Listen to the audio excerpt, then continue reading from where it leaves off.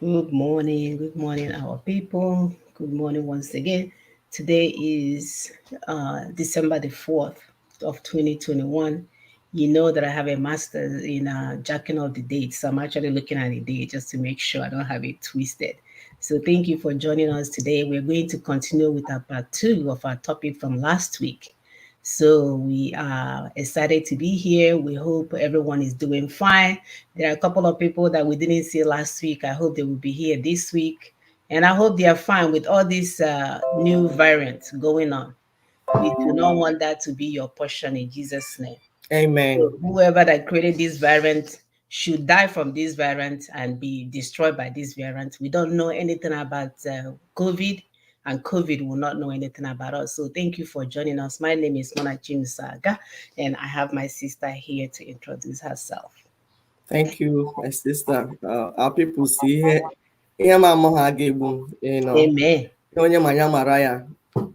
So sorry for those that don't understand Igbo. Once in a while, we'll just dive in and tell people where we're coming from, our roots. It will remain so. We can't change it. Thank you so much for stopping by. Please like, share, subscribe, do everything. We're proud of the work you're doing. So my name is Dr. Ekwi Simon Nukube, and here in Lexington, Kentucky. We'll give you food for thought as we proceed. You see, last week, our sister Mona shared something about authentic people. It's still on our wall. We go there.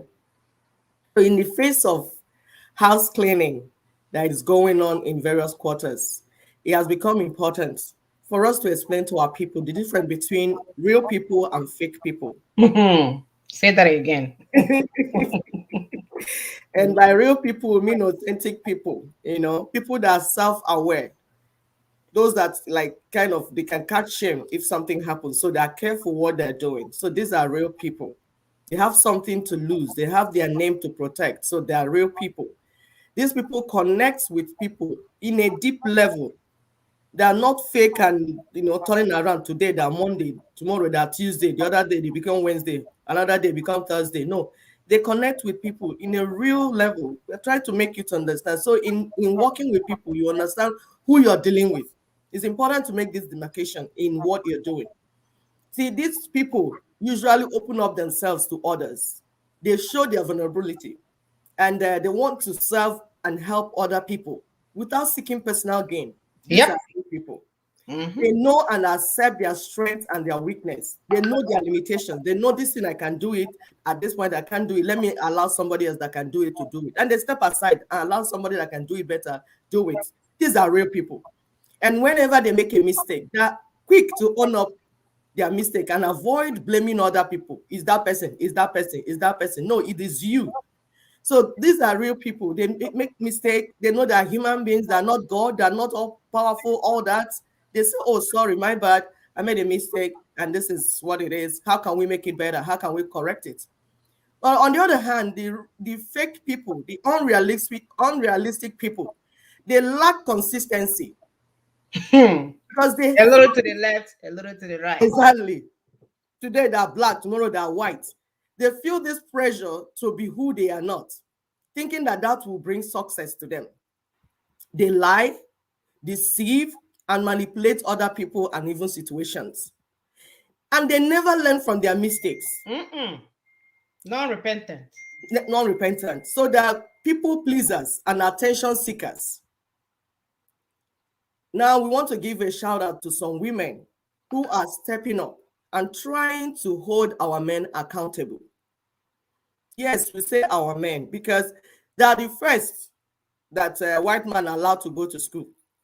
So most of them are educated, and that's why most of them hold positions, while our women were still in the kitchen cooking food because they didn't have the opportunity to go to school. So that's why we call the men. Not because men naturally or women, this one is better than this or better than that. No, we're talking in this situation that we are in. We want our men to take responsibility of their mistakes, of their errors, the things they did not do right.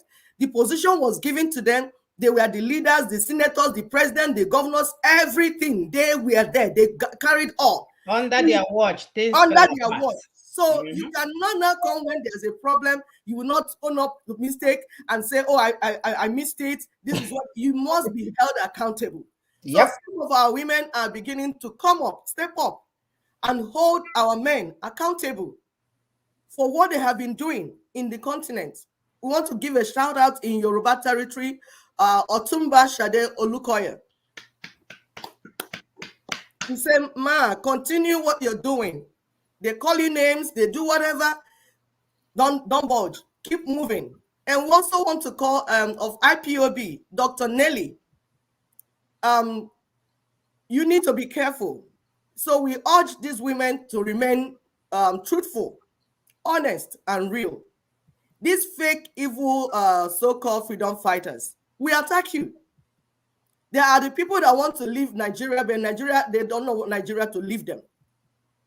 Dr. Nelly, we encourage you to dig deeper. Dig deeper. The water got bad from the source. Those you're calling names are actually serving bigger fishes, both inside and outside IPOB. These are the clues we'll give you because we were there. We suspect that you have a clean heart and you want to be sincere about washing off some evil in that place you are. We were there before, so we have more information than you, but you haven't got there yet. So we urge you to dig deeper. Be careful, be watchful, be consistent, and of course, be prayerful. Because those that you're calling angels might actually be the enemy that you're looking for. Thank you so much. Thank you, sister, for that. And thank you so much for joining us. Please help us to share, share, share. You know, their algorithm is definitely skewed against us. And it's okay. The good news, like we keep reiterating on this show, is that the phone calls and amount of support that we get after this show is more than it doesn't even add up. Facebook, you know, you guys are embarrassing yourself. You claim there are two people watching, and then when we are done with the show, we get 500 emails and text messages. But either way, it doesn't matter. So just help us to continue to share the work that we are doing is very important. And we thank you for the role that you're playing. And this is what we say when we talk about the three T's: your talent, your treasure, and your time. So whatever that you can use to propagate this freedom that we are looking for, this self-determination that we are looking for, even though some of the people that have been following the so-called Nina strategy doesn't know the difference between self-determination and referendum. They are all confused, but it's okay. You know, we still asking our viewers to go and learn. Don't be follow. We don't want you to be follow. We don't want to be supremo either, that you cannot ask questions. What we want is for people to understand the protocol, the strategy that LNC is using to get us our freedom, so that nobody will come and use maybe American accent or Queen's accent or, you know, fake wig. By the way, this is my hair. They use their fake wig to confuse you as to what needs to be done. The work is out there in the open, it's not hidden. You can go to Lower Niger Congress website, you can go to their Facebook, you can go to their website, you can go to ninasvoice.org. You have avenues to get information. Do not let anyone deceive you, not with their accent, not with their body parts, not with their lipstick, any of those, not with anything at all. We have come of age where we should do better. That education that we've been called the most educated fools in America, maybe we can turn it around and stop answering fools by getting engaged in how we can get to our destination. So again, so that it won't be a monarchy deceived you or whatever. So you can see, look at the plan that we have on the table. Get somebody else if you're confused, because it can be, you know, overwhelming, the information. Share it among each other. Come together and say, does this even make sense? What we are doing, does it make sense? So that it won't be, oh, somebody told me it makes sense. No. We don't want to be deceived anymore, please. We don't want to be emotional about it either, to say, oh, I've known Mona for 20 years. I believe everything she said. No. Don't believe everything I say. Go and look at the document. Go and look at the information.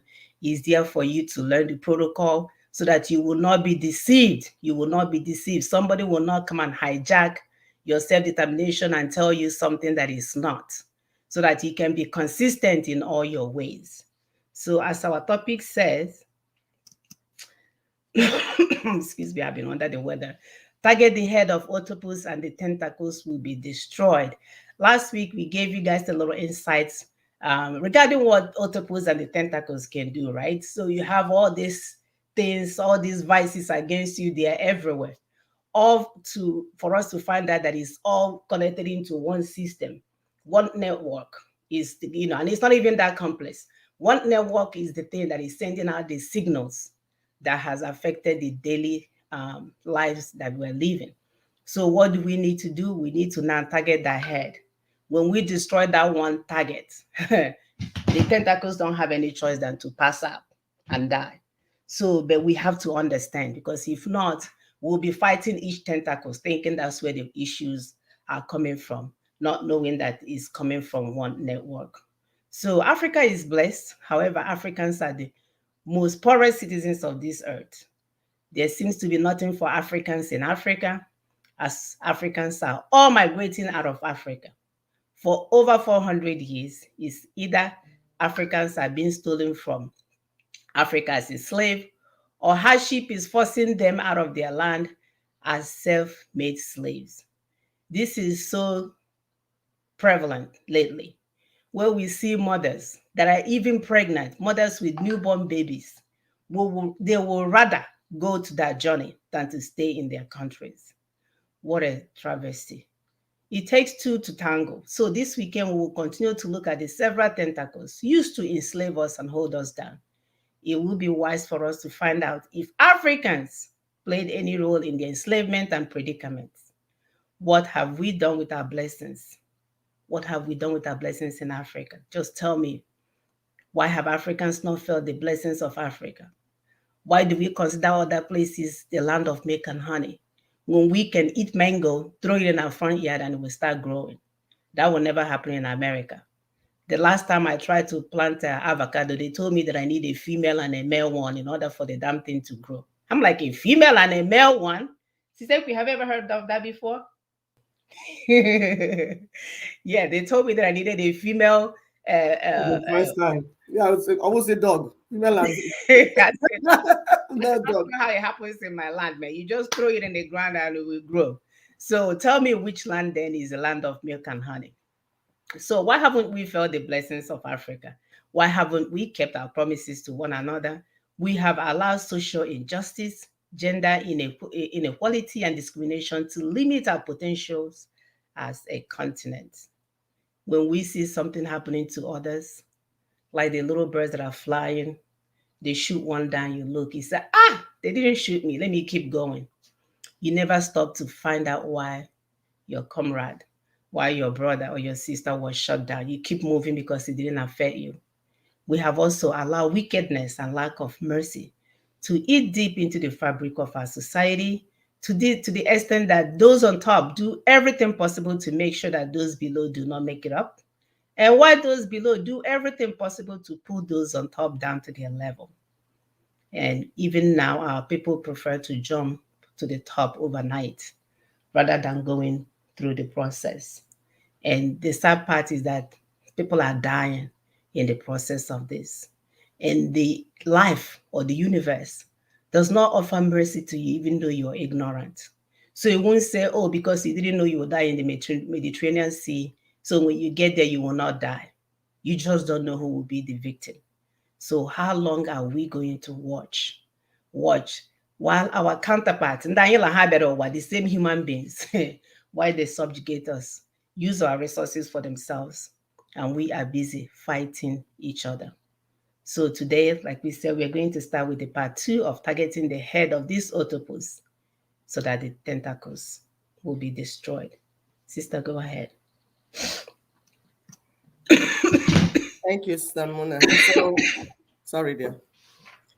So we're going to continue watching our video. Samuna is trying to pull it up. Last week we saw all the things, how the slave trade, part of the tentacles, slave trade came. And when we said, oh, the slave trade, oh, don't steal people, they said, okay, we'll come and colonize you in your land. We'll come and meet you where you are. Since you don't want us to steal you out of the continent, we will bring all our ammunition, come inside there and come and enslave you there. still take your resources and do what we want to do to you by ourselves. When we say, hey, colonialism is too much, they say, okay, neo-colonialism, we'll take your independence. Take the independence. You want independence? Take it. And they gave us fake independence. Because while we are there thinking and dancing that we are collecting independence, we didn't know that they have planted their stooges inside with their policies that continue. Nothing has changed. Nothing changed. So we are continuing the struggle, and it did not start now. We're saying the struggle is 400 years. So these are the tentacles they use to get us down. And watch again, we'll come in and break it down more for you, what the next thing is. Thank you, Sister Mona. Thank you. The idea that Britain disapproved and the world disapproved of apartheid and the racism of apartheid, but it didn't necessarily mean that we were giving up on our role in Africa. I didn't think so. In fact, within 10 months of the Wind of Change speech, Britain had surrendered 2 key African territories, France 14. The rate of decolonization when it arrived was breathtaking. Many were freed without bloodshed. 1960 was hailed the Year of Africa.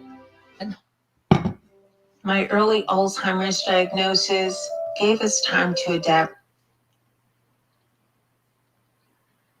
Unfortunately, they have to make money off of this video. This video we found online, so be patient. Continued into the next 3 decades. The transfer of power need not indicate that the Europeans suddenly realize that, well, it's time to give independence to the natives of Africa and Asia. No.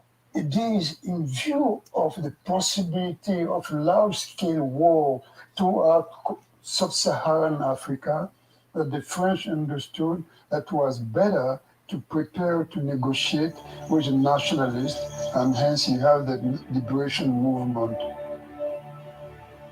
Will you go back to the Congo one day? No, never. Do you think that it's finished for the Europeans in the Congo? Yes, I think so. But no sooner had African nations escaped the shackles of colonialism than a new battle for the continent was underway, the Cold War. Back when the colonial idea had Europe's politicians spellbound, the communists had opposed it. And throughout their years of struggle, African nationalists had found a powerful friend in the Soviet Union. These two great powers, America and Russia, begin to carve up the world between them. Independence coincided with the Cold War, where it mattered whose side the president was in terms of this global struggle between Russia and America. And they both tried to organize coups to get their people in, and this was very destabilizing. The Congo's Patrice Lumumba was a hardline nationalist, labeled a communist by America. His game of Russian roulette appeared to have paid off when in 1960 he oversaw the handover of sovereignty from Belgium. He was to become victim of the opposition between the West and the East, between the bloc, Soviet bloc and Americans. Because militia leaders with control of the mineral-rich Katanga province refused to be swallowed up in a wider republic led by a Soviet-backed Lumumba. Fearing their own material losses, the US and Belgium supported the rebels. And just 3 weeks after bringing the country into independence, Lumumba was captured by the Katanga militiamen, Of course. and killed. Of course. He became a legendary Tortured and figure, killed. not for what he did, but for what he could represent. Lumumba suffered more indignities, including being forced to eat. And their media is spreading the claimed to be news the Congo's so they rightful can premier. spread fear across African countries. Congo's riches, combined with global geopolitics, had again proven a disastrous mix. And with freedom from overt colonial exploitation, the scramble for resources was driven underground. For a fleeting moment, the Lumumba affair raised the questions of what in Africa Look at what you're replaced doing to your the brother. strong arm of colonial rule, and whether national unity was achievable with hostilities bubbling beneath the surface. But in the excitement of independence, this was quickly forgotten. I suppose one of the ironies is that the European countries that were democratic didn't really introduce much democracy to Africa. So when independence comes and people can vote, many of these countries then politically exploded. All sorts of political problems that had been suppressed by colonial imperial rule then burst out, and many of them, like in Congo, practically tore the countries to pieces. I think it was a very unplanned thing, frankly. And it was only in the last year and a half or so before independence that all of a sudden, with independence looming, we started to have accelerated programs to train locals. Of course, that wasn't enough. So in the end, we handed over to a country which was not properly prepared for independence. I think that we would have done Africa a lot of good by staying and preparing flat out for another 5 or 6 years. But for Africans everywhere, decolonization couldn't happen fast enough.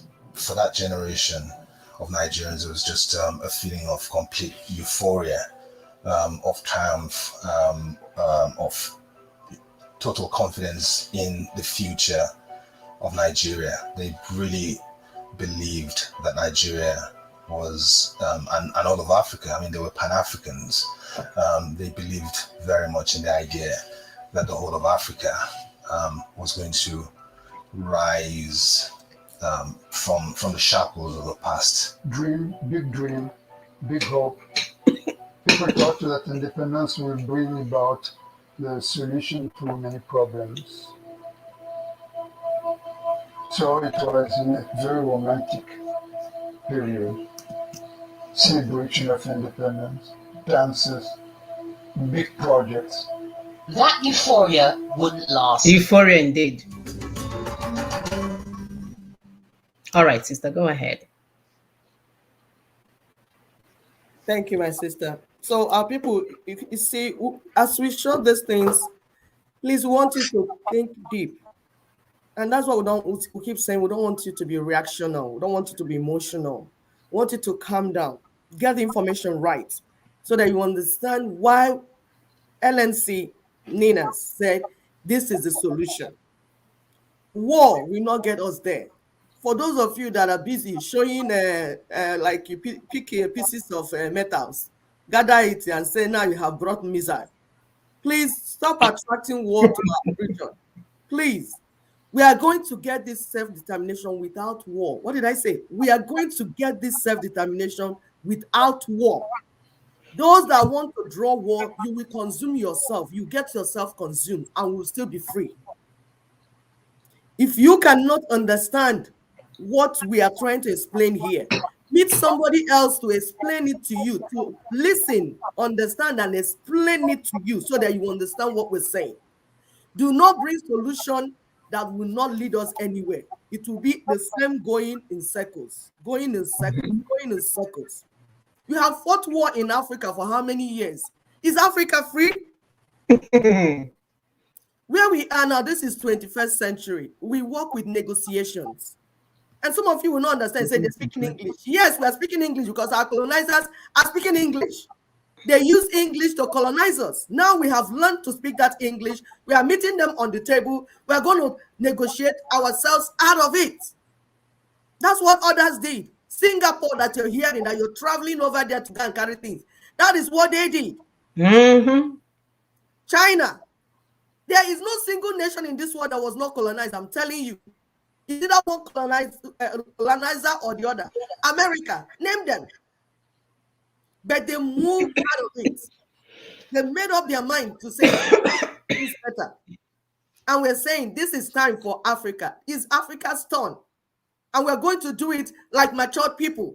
We're not going to be in the forest running around with scrap metals and calling it a missile, getting our people killed for no just reason. So you can see, when they asked our people started like nationalism, push for it came. People started asking for independence. So nations were given independence, some in the 50s, some in the 60s. But we're saying that the independence was fake. Because as they're giving independence, they're putting their leaders, their agents within to run it.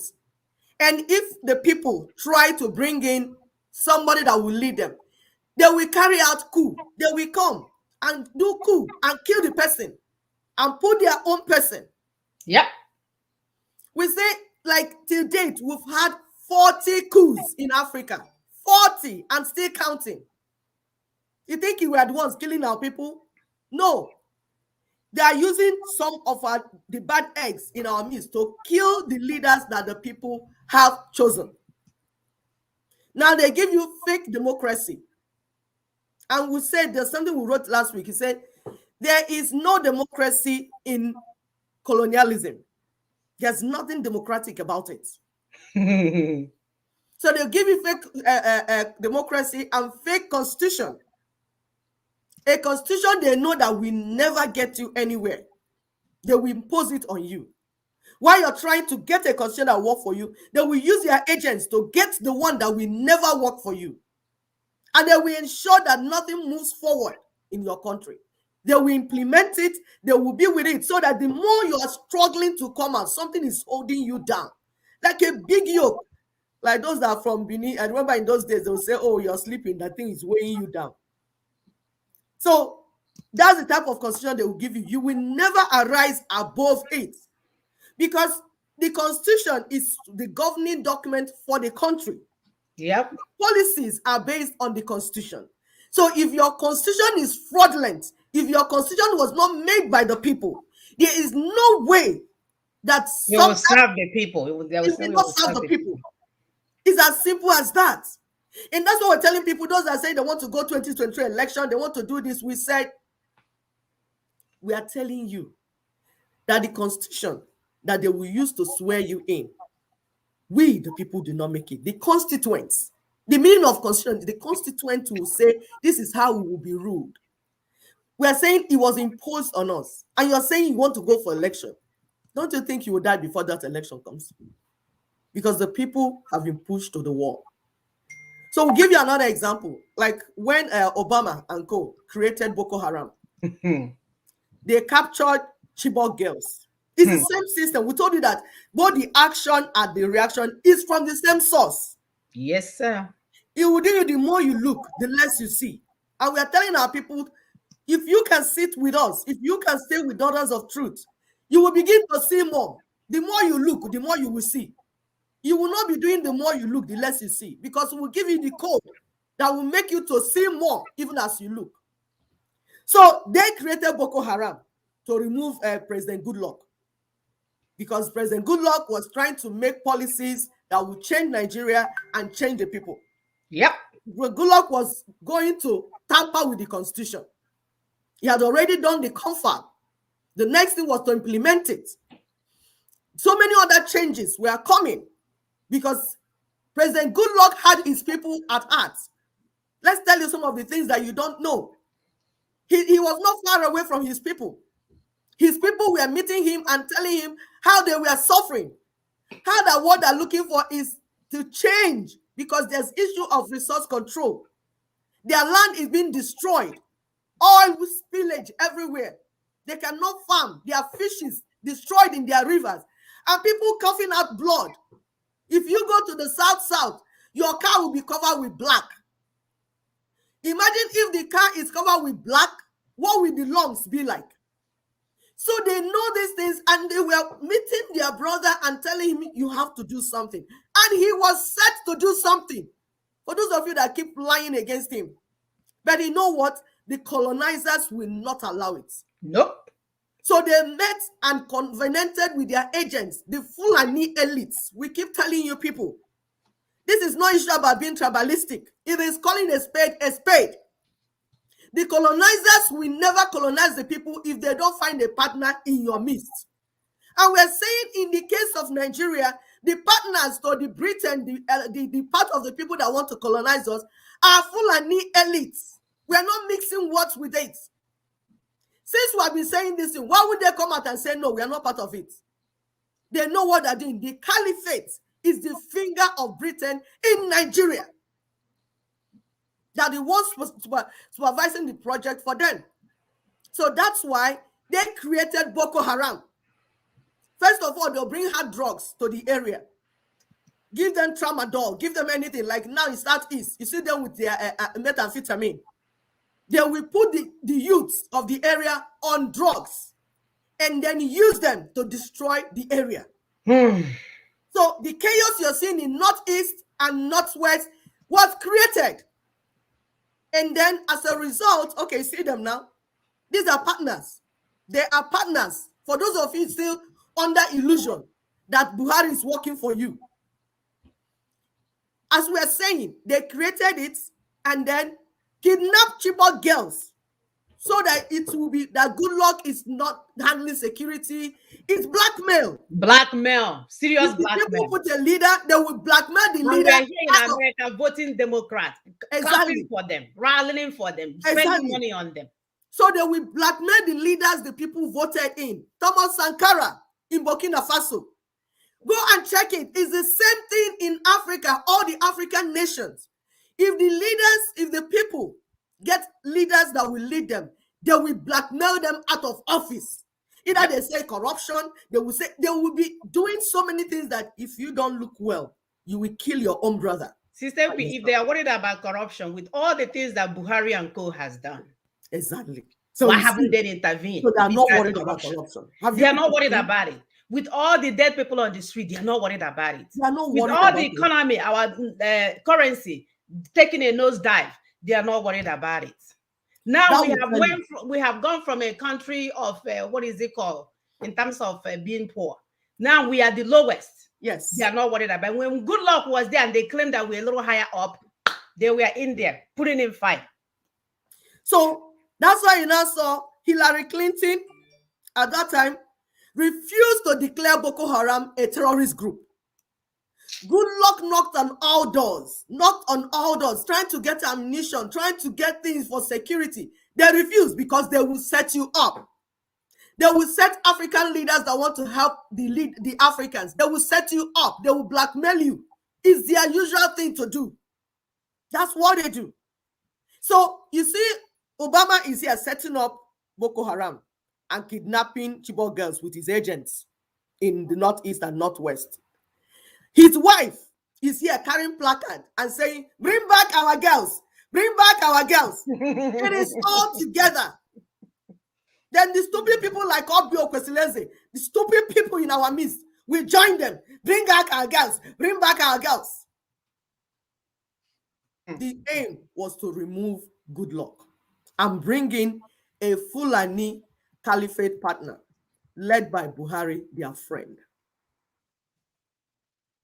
We don't want you to be looking and be seeing less.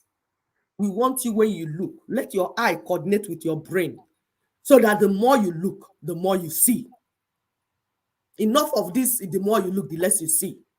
Use your brain. We are mothers. We have come here to open the eyes of our children because you're the ones dying and it's affecting us that you're dying. Zamon, I don't know if we are ready for the next segment. My dear, I am. I wanted to pull up this news report because some of these things we talk and do. We show you so that you're not confused. As we're telling you right now, our people that reside here in US are still walking around associating themselves with Democrats. And all along, if you look at the historic pathway of where we are right now, between Sheila Jackson, between Maxine in Chicago, the first African-American senator. They are part of, and they are Democrats. We were singing for these people. I even broke my shoulder trying to be like Obama, what's the wife's name? Michelle. Doing push-ups, right? Because we were ready to go everywhere in Houston to make sure everybody vote them in. And that came from because we didn't know any better. We never knew who was against us. We never knew who was fighting against us. We never knew about all the evil because now that I have more information, now that I have more knowledge, I'm sitting here thinking, how did I get myself involved in all of this? So as we speak, you cannot even dare enter anything without doing your homework. You're better off not participating because if you don't know, you can be promoting, you can be the one, because in our in our introduction, we talked about what role have African play in all of this enslavement. As I'm telling you right now, we are currently playing role in our enslavement. Most people here in the US are either Igbo or Yoruba, and they're all they don't even have political power. They don't even know what it is to be part of the political process. But when US goes to Nigeria, they go and mingle with the Fulanis. But we are the one paying taxes, working here for them, enslaving ourselves for them. But their business partners are the Fulanis. Do you think by now that our people have learned enough to realize that we need to gather together to make sure there's a difference between Igbo, Yoruba, and the Fulanis that are working for the slave masters? We are not smart enough. He says here, Grassley Vita demand answers in Clinton's refusal to name Boko Haram a terrorist organization with all the things these people did. This is another evidence that is the same octopus spreading their tentacles, holding us down. I will continue with the video. So sad. You have to know. We must study. We have to go and dig out information. We can no longer be a child or still in a childhood stage when we're supposed to be an adult. It's no longer. Oh, somebody's writing down here from Mosley Brown. That's the first female senator. That's the one that went and took bribe from Nigerian government. That's who, yeah, the first Black female senator, my dear. Thank you so much for whoever that helped me to clarify that. So we have to know more.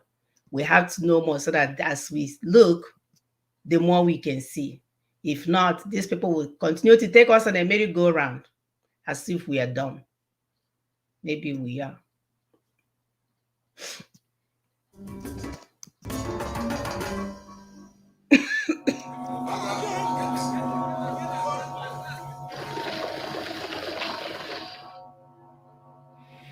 I think the 60s were a very violent decade, and so the initial euphoria disappeared very, very quickly within a year, maybe 2 years. And then from 62 to 1970, it was just one incident of violence, of carnage after another. It faded when the military began to seize power. And the military are not leaders, they are not political figures, they only are specialized in what? In the use of the weapon and so on. They have no political mission except to maintain the security of the country and so on. So you have the coming of new leadership for whom nobody voted. That was a terrible fact. Of course, there they go again with their commercial. What is this thing? Sorry, guys. Many newly sovereign states of Africa, left with the legacy of occupation and the challenges of state building, were soon consumed by bitter power struggles. In many places, militiamen overran the nationalist thinkers. Within the first 20 years of independence, there were 40 successful coups and many more failed ones. Former British territories were torn apart by ethnic conflict as the dark side of ruling by proxy gradually came to light. One of the problems with independence when it came was that the colonial powers hadn't ruled Nigerians as Nigerians. They ruled them as Hausa people or Yoruba people or Igbo people. Did you all hear that? And Kenyans as Kenyans, but as Kikuyu or Luo people. And suddenly they all had to be Kenyans, Nigerians. And very quickly the politicians naturally looked to their own people for their political power base, and politics became very ethnicized. In the 30 years which followed the Year of Africa, 2 million people are thought to have died in ethnic violence in ex-British colonies alone. In the case of Nigeria, basically when the British left in 1960, they left a political class that was already, even at that point, divided against itself. They had a system where the chiefs and the kings ran things and just reported to the district officers. In Western Nigeria, as a result of this encounter, schools were built, churches were built, and very quickly an educated elite emerged. In the north, again, with the same system, the chiefs and the king said, okay, we accept you as our colonial power, but can you just just stay out of our business of things? And so they, in most parts of the north, they would not allow churches and schools to be built. The consequence of that, about 100 years later, was that there was an imbalance between the north and the south. In the end, ended up in a civil war. But elsewhere, the problem wasn't the rate of decolonization, but the lack of it. France redefined its relationship with its African colonies to become the unseen hand in national affairs. Quietly, French control was going underground. The French never really left at independence. Behind, for many years afterwards, you'd go to a ministry in Francophone Africa. You would talk to the minister, who would be African. Behind the door, there would be a Frenchman, signing the checks, doing the accounts, reporting to Paris. In 2006, President Sarkozy promised a cleanup of the French foothold in Africa. Yeah, right. No more secrets. Yeah, right. Real independence.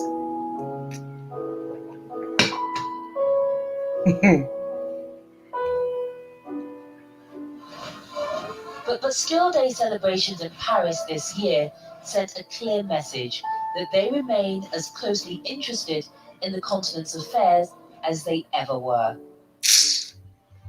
Ever since independence, domination of resources has continued to fuel violence in many states, with former Belgian Congo still seemingly locked in a vicious cycle of conflict over its mines. African rulers, foreign multinationals, and governments have continued to strike deals to plunder commodities and helped cripple national economies already set back by the colonial experience. Yep. I suppose in the 19th century, the Europeans just went in, enslaved people, forced them to dig, and took it all for themselves. I think these days there's a complicity between the rulers of Africa and Western companies or middlemen. Mines in whichever country you're talking about needed somebody to bring in the personnel and the equipment to dig out the minerals, to employ people to continue to dig out the minerals, to maintain the place. Outside investment, then as now, is terribly important. The continuing diversion of minerals isn't the only exploitative practice. Today, Africa is the largest recipient of external aid in the world. Of course. A continent where half the population survive on less than $1 a day. But for every aid dollar coming in, $10 are lost through illegal capital heading out. $437 billion has left Africa between 2000 and 2008. No, that's an underestimation, dude. You don't know what you're talking about. Illegally. And much of that has flowed into tax havens owned by European countries, Britain particularly. And so the ordinary people of Africa haven't benefited from this last decade, which has been a very good decade for Africa economically. But when you go there, you still see people as poor as ever. Under a shadow financial system built on the ruins of colonialism, foreign banks and multinationals working in Africa avoid paying tax. Anonymous trust accounts, fake foundations, money laundering, tax havens, and trade mispricing all go unchecked. Since 1970, an estimated $854 billion has been lost, enough to have wiped out external debt, and have left $600 billion more for development. The financial rewards can be traced back to those countries proudly bailing out a dependent Africa with aid, a striking parallel to the colonial story. Also echoing the past, China is entering the scene, once monopolized by Europe, opening up options for African commerce. The process of decolonization is still unfolding. It's quite interesting that China has now come into the scenario, vying for contracts and for rights to exploit natural resources with European countries. It's China's demand for African resources which has pushed their prices globally. That's actually been very good for Africa.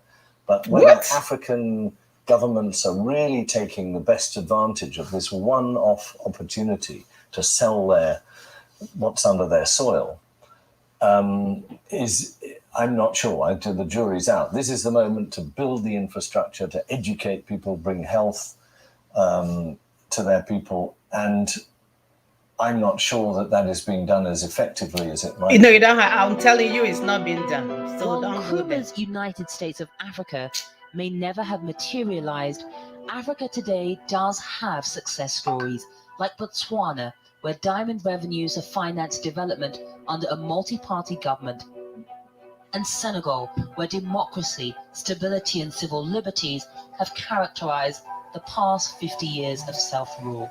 I think we can be very confident about the future of Africa. Africa espouses education. It espouses modernity. It is also becoming more and more democratic. We have, in what not sense, just the natural resources, but the intellectual resources, the strength of character. I believe a lot in the new professional classes. All right, sister, go ahead. You see, the type of information you hear here, you now say, where are our journalists? Those that like to use pancakes. What are you doing as a journalist? Why are you not digging out information? Because somebody was saying, oh, we need to unite. And you cannot unite except you have the proper information. Education is key. That's why we come here every Saturday to educate our people. Like you heard in the video, they said there was a divide, the knowledge base of the North and the South. The Northern people were intentionally kept ignorant, and they ensured the Northern elites, the Northern politicians, they ensured that their people are ignorant. Quota system is one thing that made sure that the northern part of Nigeria, that the youths are ignorant and did not go to school. Because so far they don't go to school, they will use them. You can't use someone that is well informed, someone that knows her right or his right. You can't use them. So they left these people ignorant. And today we are having VVF, we are having all sorts of things that are so backward. They thought they were doing the South.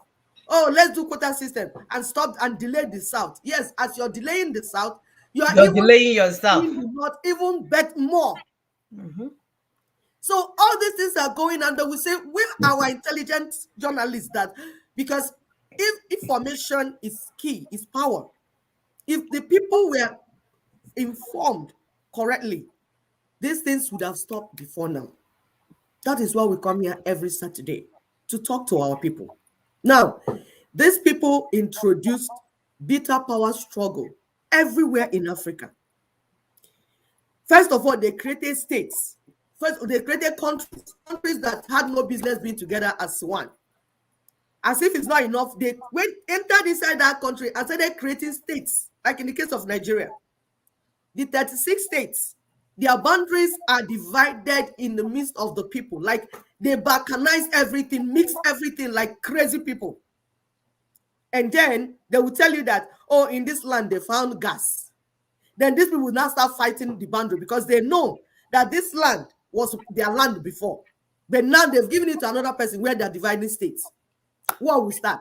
Endless battles of war. If a Modekeke or this one, that one, everybody is fighting because the people, the indigenous people, know that this is their land. This land, you are not calling it River State. It used to be my land. What are you talking about? Because it's only the thing, the currency is the resources in the land that they're stealing. So, causing trouble everywhere. We began to kill ourselves. They introduced the do or die type of politics.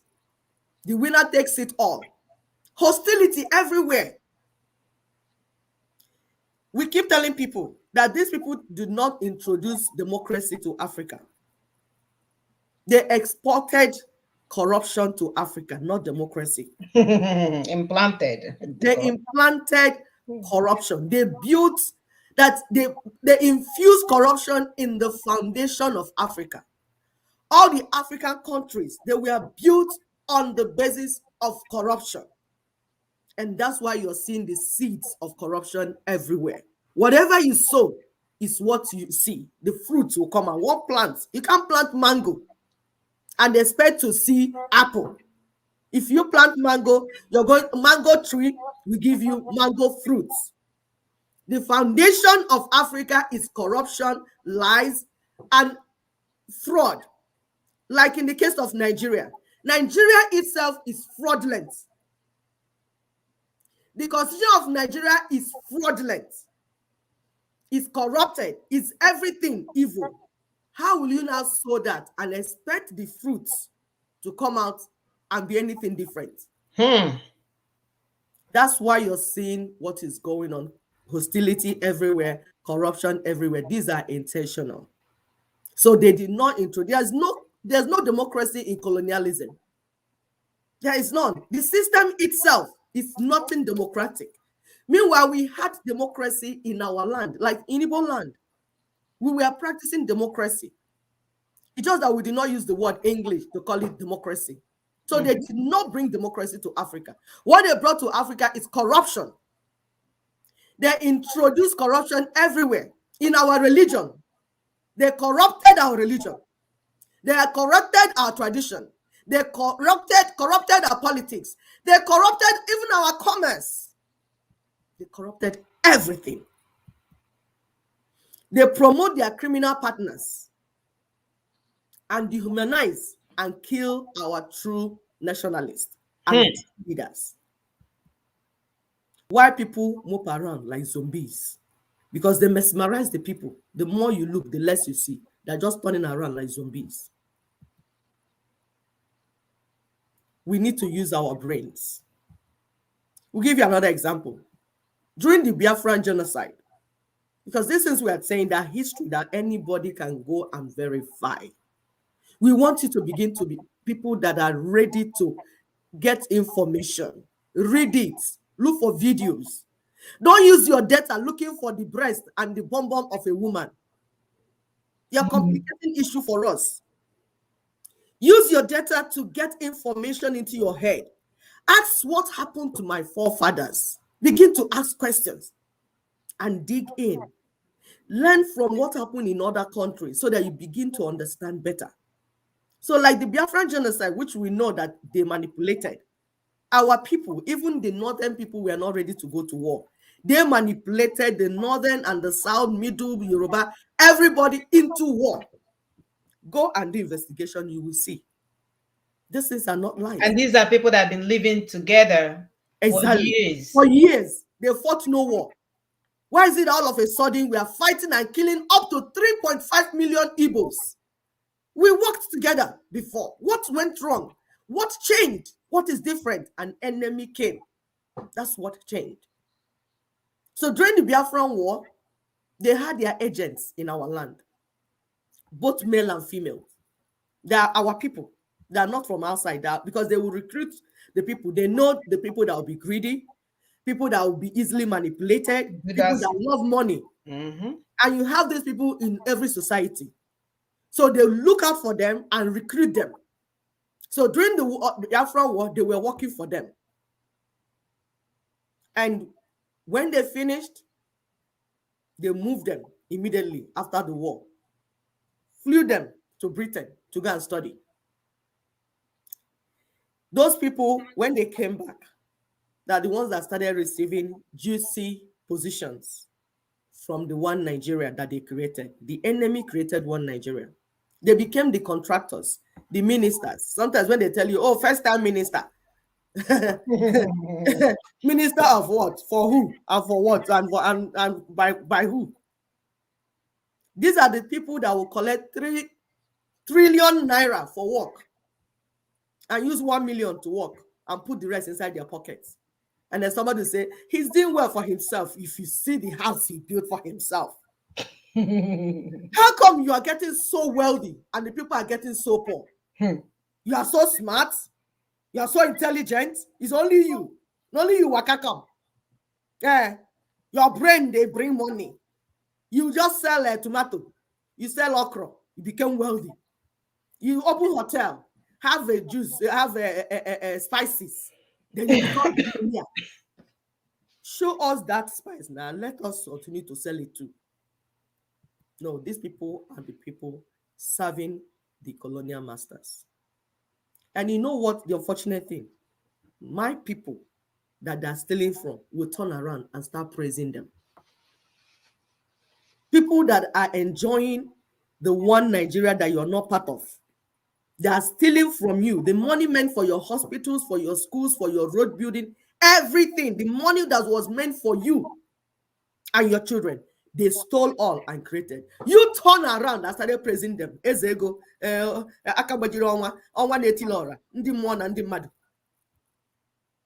have you seen how you're doing yourselves? That's what we're saying. What role did we play in this enslavement? Then we come to wedding, they're spreading money for you like this with single hand. Meanwhile, when you engage them, you know that's stupid. There's no way.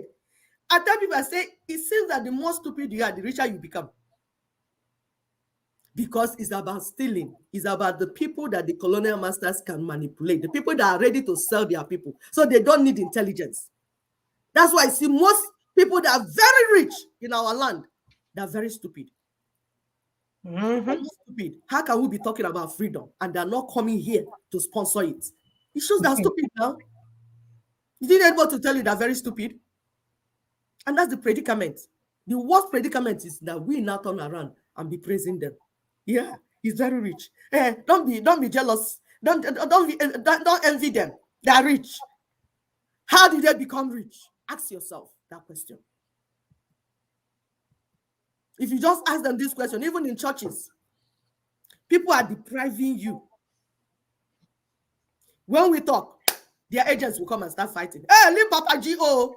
Leave what they call them, our priest. He's miracle. He's doing miracle. We need hospitals, not miracle. How come the Americans are not? What is the other one? Don't touch my anointed. Don't touch my anointed and not do my prophet. Then we come. All the people, all the hungry days, we come out to you. Meanwhile, you're directing them. Ask yourself question.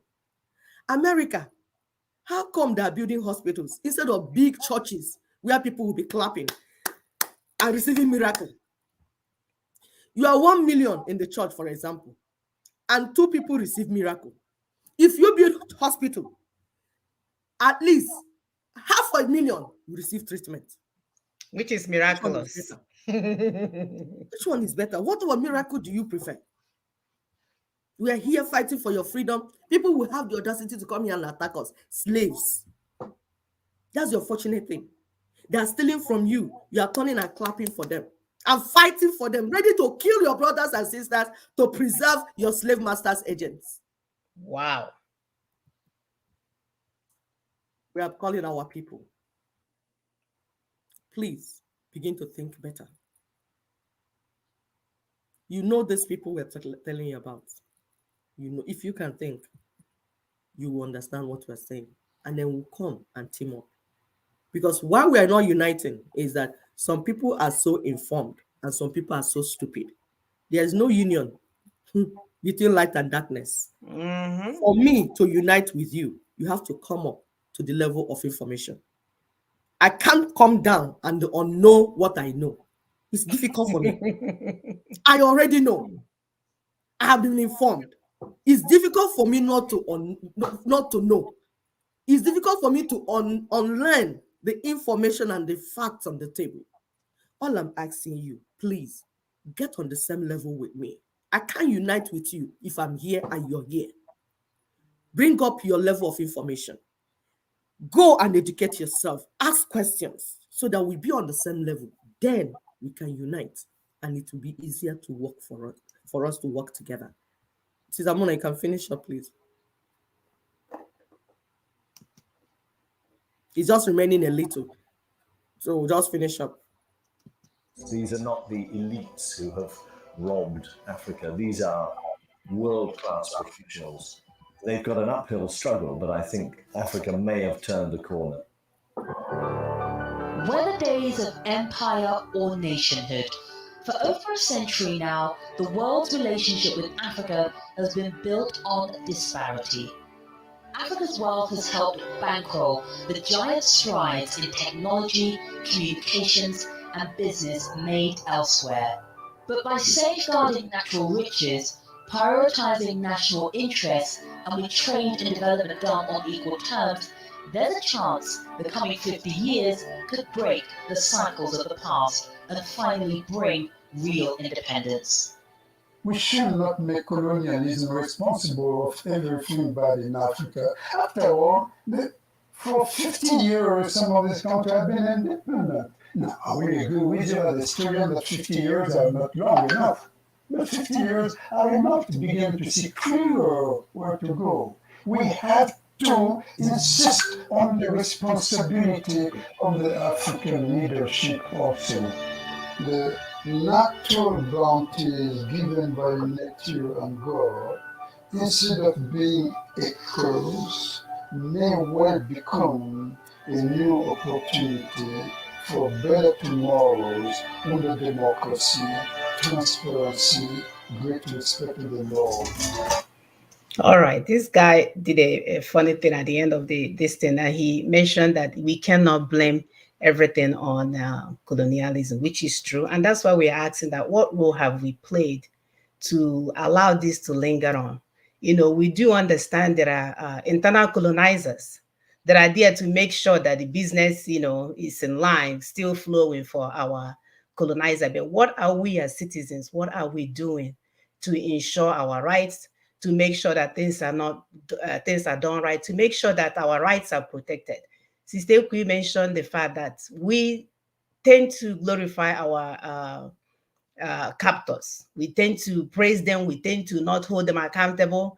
Okoro Ocha will come and steal all the resources. Nothing will happen. But when your brother takes a phone, because that's what is going on, everybody has social media. Maybe they want to have a phone. You will be quick to put a tire on their head and burn them.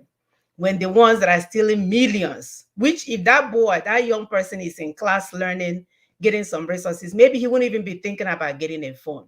So what role are we playing to ensure that these things get better? There are so many things that we can do. The first thing is education, having the knowledge to understand what's eating your grapes. What are those tentacles that are holding you down? What are those tentacles that are stopping you from getting to your destination? And once we identify that and get rid of it, then we can move forward. We are not going to come down to your level. But the good news is that we are willing to extend our hands to you to pull you up to where the information is so that you can get your own knowledge. Because with that knowledge base, then we can move forward. I was fortunate enough to watch the story of Singapore and how they became a great nation. And it was touching. I'm going to post that video. Sorry. I'm gonna post that video. Sorry, guys, on our Facebook page just for you to watch. This man had to literally retrain the mind of his people. He told a story where even when they were put in a high rise, because they are used to living in a slum, they will pee in the elevator. They put sensors so that when you're peeing in the elevator to take you on your high rise, they will stop you. These people were so backward that they tried to overcome the system. So instead of peeing in the elevator, they will open the elevator door and pee out.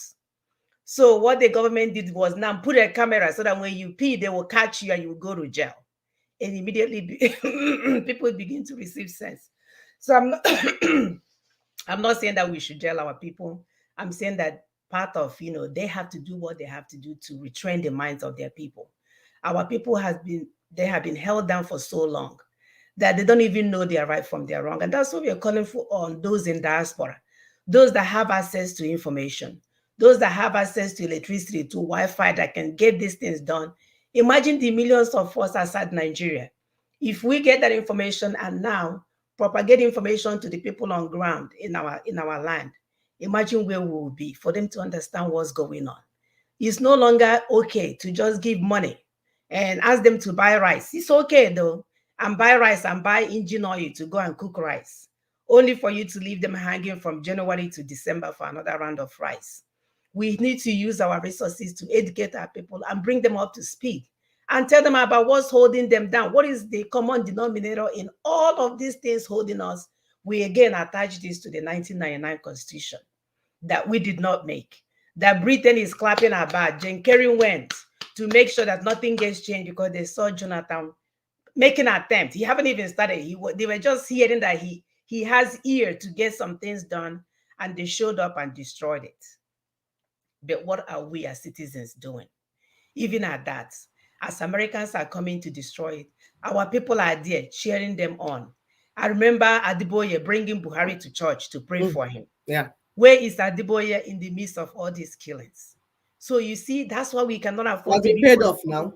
He has been paid off. I know he has been paid off. Judas goats. They will lead the sheep to slaughter, and then they will sneak out. Then the massacre will continue, and people will continue. He's not even man enough to speak against what is going on. Why will he? He's a Judas goat. He has done the job he was called to. They reward him with jet plane and private jets, and they're flying everywhere. Said they're spreading gospel. Which gospel are you spreading? That the one you're spreading in your land is leading to the death of your people. Who are you deceiving? Who is deceiving who? Get a life. It's heartbreaking. And the people they are deceiving are busy fighting for them. So these are the vices that we all need to break one way or the other.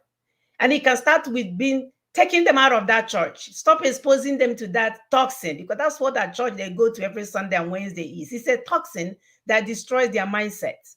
For them to stop that cocaine called church. That cocaine called church, because if they don't capture you on the street during the day, they will capture you in the church, and then they are still working with the same colonial masters. We have to do better. We cannot chalk up everything to the colonial masters, even though we know they still have a stronghold on us. But it's about time that we get the head of Octopus, one strike, and end it all, because we cannot continue to run in circles. The lives and the future of our children depends on this. The lives of our great-grandchildren depend that we get this right. And we cannot. We have been handed over the baton. Our forefathers couldn't speak English with these people, so they took them for a ride. Now the children of those that they killed are here. We've learned the language. We've learned the work. We've learned the engineering, science, whatever you want to call it. We are at the same level. So now what are we doing? Are we going to forget who we are? Because a lot of us are not comfortable, especially my Igbo people. They tend to want to be everybody else. If they go to Yoruba land, they will start teaching their children Yoruba and forget Igbo and teach them Yoruba and English. If they go to Dubai, they will start speaking Arabic and they will forget who they are. All in the name to mix and be part of it. And we're saying today, it's okay for you to be who you are. Come as you are. Whether you're Ijo, Igbo, whatever you are, come as you are and fight for your people, for your land. We need to go home. We need to go home. We cannot continue to serve our slave masters for years, even though we are serving them under a condition. Who is then serving our people when we are all outside? As you are speaking, they are recruiting our doctors. We're supposed to have, 200 doctors per 1,000 population, and we don't even have 2%. We don't even have 2 per. And as we are speaking, they are recruiting our people. Where are they recruiting them? The same Islamic people that are holding us down. By the time they come back, now, especially my Igbo people, they will be more Islamic than the Islam itself. You see that we cannot afford to let them leave that land. But my people are so smart, they cannot continue to be in a place that doesn't move forward. I can't even imagine, with all the things that I have in my brain, I can't even imagine someone tell me not to use it. I can't even imagine. I would go crazy. So we have a lot of work to be done. What role are you willing to play? Let it start with us educating ourselves. Understand who is holding us down. Understand what the strategy is. Like we said, the LNC protocol for this self-determination that will eventually lead to referendum, because some people are still confused. And these are educated people in London and wherever they find themselves. They are busy running for referendum without getting self-determination. Oh, my people, my people. And they'll call themselves professors, doctors, and they call themselves engineers, professors and doctors. And that. You And see that Harvard education cannot help you in this. It's and you called know that common man sense. referred to it. The man you mentioned in Singapore, he said that their PhD holders couldn't deliver. Yes. They needed people that had critical thinking. Yes. Their Those who say PhD him. holders couldn't deliver. And that's why we're telling you this all along, so that you won't think there's someone there speaking American or Queen's English that will get it for you. That you can get a little mama in the village that sells ogre, and she will give you more insight than the Harvard graduate. We do recognize the importance of speaking English, but we don't want those that are speaking English to run all the affairs. If you guys recall in this video last week, our brother Nkrumah, when he chose to get married, in the midst of all the things that is going on, the first nationalist to get Ghana together, who do you choose? Here you are. And when we talk about our mothers and the kind of things that they will do, people will take it the wrong way and say, oh, we are castigating men. There is no way I will be the first lady of my land. And the first person that I would choose to use are the kind of people that used to subjugate my people. Does it even make sense? It doesn't make sense. You don't run off and marry a white woman. Yes. How would a woman motivate you into freeing your people? It's not only that then. Even if let's say she loves you, but she will still have her people in her heart. Who knows what information she was giving them? No, that's what they did to them. If you talk too much, they will plant their agents. You won't even know that they're CIA agents, FBI. You won't know. You fall in love with them and marry them. All the information is going out. It's something that happened in Biafra genocide that we're telling our people.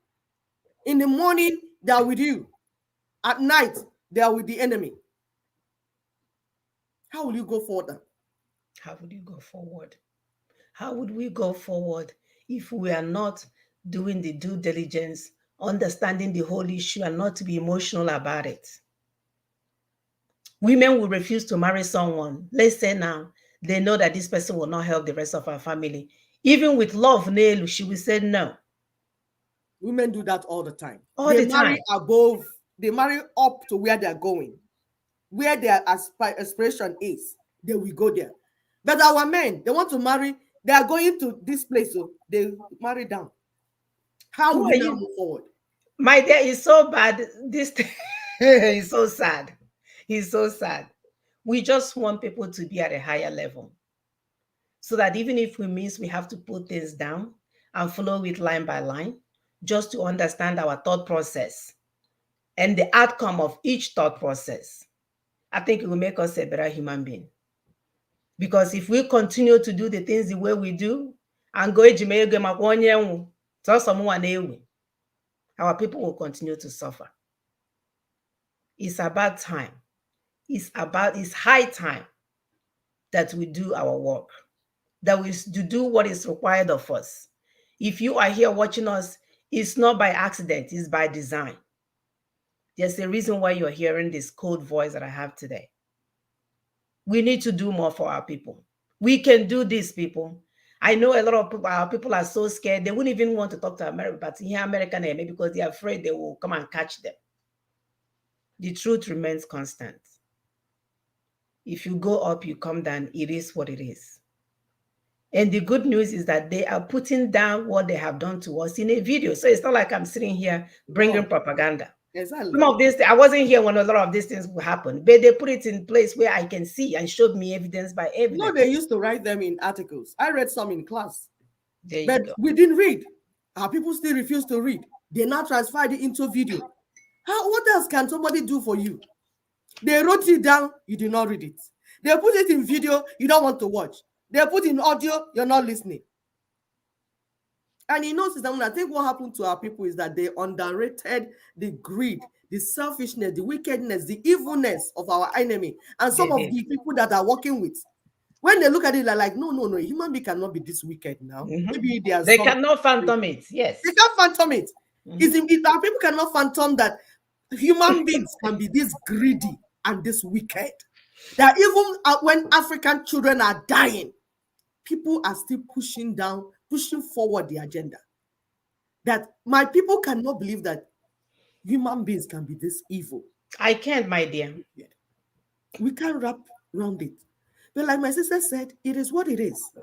It's better you face the reality and begin to think of how to come out of it because it's real. We overtrusted these people. We overrated their goodness and strength of character. Onyocha said it. Once Onyocha has said it, correct, it's truth. Our people overtrusted and overrated their goodness. We misjudged their intelligence. We thought they were all intelligent. That's why in this video, he said that the first time Africans began to say we want freedom was when they did World War I and II, because they mixed with them, fought with them, and I was like, not all that. What the hell is going on here? The hell? There's not that they could go to toilet and shoot like them. Like, what?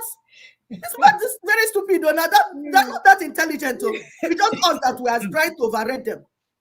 My people moved in. Say, how can I be allowing somebody that I'm even more intelligent than come be leading me like this? That is how our people began the war.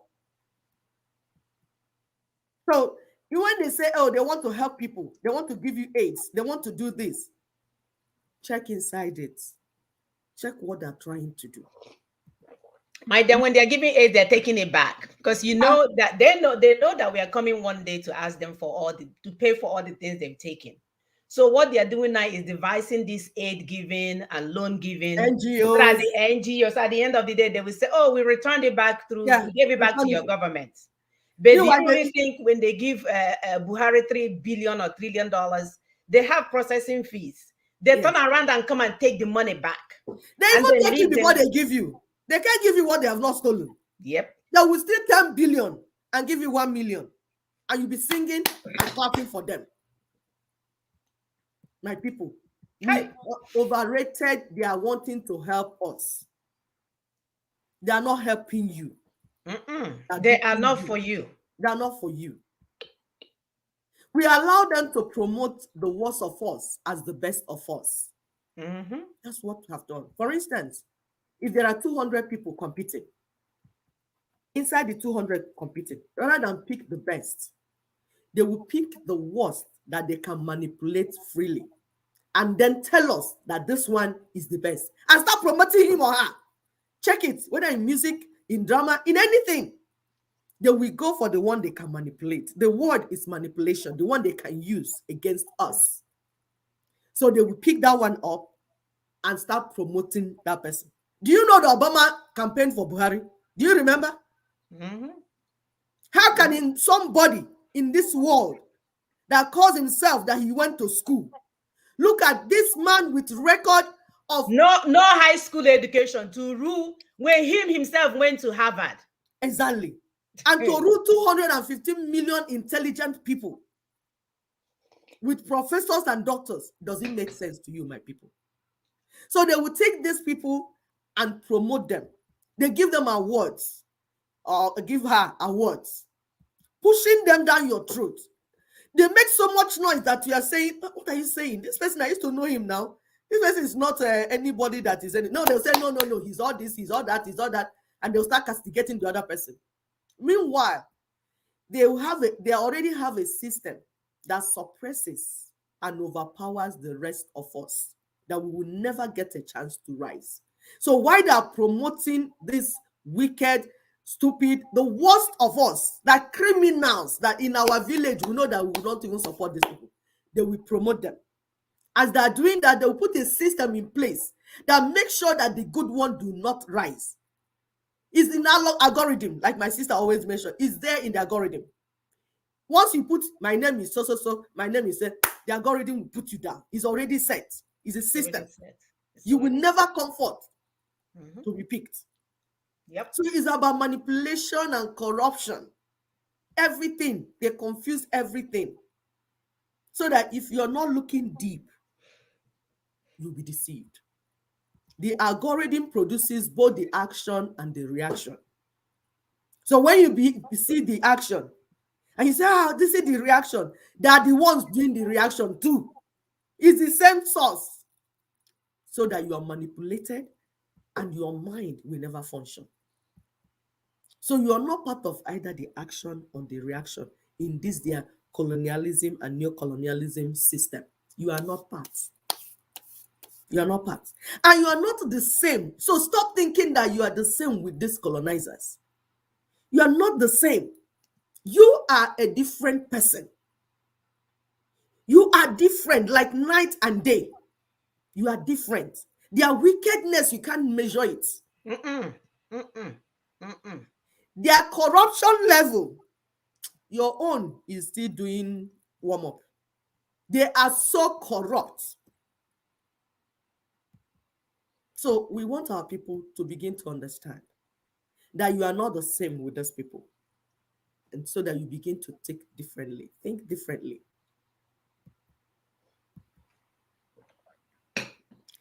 Like my sister mentioned, how can you be planning to deliver your people and then you go and marry the people that are colonizing your people? You are free to fall in love. We're not saying that you should not marry who you want to marry, but we're saying not when you are in the center of our freedom. You know that the villages will come from that the Igwe or the prince cannot marry outside that village. It's not because we hate our neighbors, but because we know that the person that we manipulate the heart of the king is the wife. So if the wife is coming from the enemy of the village, what are you taking? You're saying the wife will tell the father now. Will tell them, it's like Samson and Delilah. That's the mistake that Samson made. Samson went and fell in love with his enemy. Did they not pluck out his eyes? Did he not die? Nonsense. That's the same thing. It started from old. You do not, if you have aspiration to deliver my people, you cannot fall in love with the enemy, sir. Because it makes a mess of all the things you're saying. You might help one way or the other, but you'll be limited. And this is we're saying for our people to wake up. So that when you see, we're talking about real people and fake people. If you are a real person, you will know that you cannot fall in love with the daughter of your enemy. If you're not at the critical time. Your brain will be working. Not at the critical time. Maybe when we finish the war and you are out of the place, you can now go and marry the person. Not in the middle of war. No, sir. No, ma. It's not acceptable. So if you have aspiration to deliver my people, who you marry is critical. It speaks a lot about what you are intending to do. It might not be all the time, but most of the times. We are pointing to our people what you need to look, because we don't want you to be seeing less. We want you to look and see more, so that the more you look, the more you see. Not the more you look, the less you see. If not, they will do abracadabra, abracadabra for you. We have failed as a people. You can say that value our identity and what we have. We are blessed, like when my sister was talking about at the introduction. Africa is so blessed. We are so blessed. So what is happening? Why are we not benefiting from the blessings? Because we have not valued our blessings and we have not protected our blessings. That's why people come and steal our blessings anyhow. And we just dance around like zombies. We have limited our potentials as a people. Both male, female, everything, we limited our potential. Like some of these people are showing you, say, go, did you see women there? Women naturally think critically. That's why they're the ones that run homes. Women are the managers of homes. You didn't know before? We are the ones that manage homes. The man is the head, but we manage the home. We make sure there's light, there's water, everything is functional. We make sure that the home is functional. Now, a man that has not managed home, he wants to manage nations. All by himself. Not with his people. All by himself. He wants to manage communities, nations, all by himself, cut out from the woman. How do you think he'll be successful? That's not possible. He lacks the ability to be successful. That's why Africa is failing. Women have not been given their rightful position. And by women, I mean all the well-meaning women. First of all, the education they brought cut out the women. Women couldn't participate in whatever project the white man came with. Before the white man came, we participated because we spoke in our mother tongues. Women were part of market, business, everything. But when the white man came, they changed the system of education. We're not saying that you can't speak English, but we're telling you what happened to us. We're saying what happened. We're asking questions. What happened? Because when we understand what happened, we understand how to correct it. So women were taken out of the scheme of things. Like the woman is that human being that critically thinks. That's her nature. She doesn't need to go to school to get it. Sister Queen, you know, our enemies showed us this for years. You know that movie called James Bond. You know the woman that is in charge of intelligence there, the person in charge is the woman. And then the James Bond will go and execute. Exactly. So they gave us signal for so many years that this is who is truly in charge. But what did my people do? They go there and rate the movie 10 out of 10. They are not even understanding the signals. They swapped. They came and learned our culture, took our culture and gave us their own. Hi. They were the ones that did not recognize their women. Yes. They came and learned it from Africa and gave their women position and removed our women from the position in Africa because they knew that our women were the backbone of the society. They knew.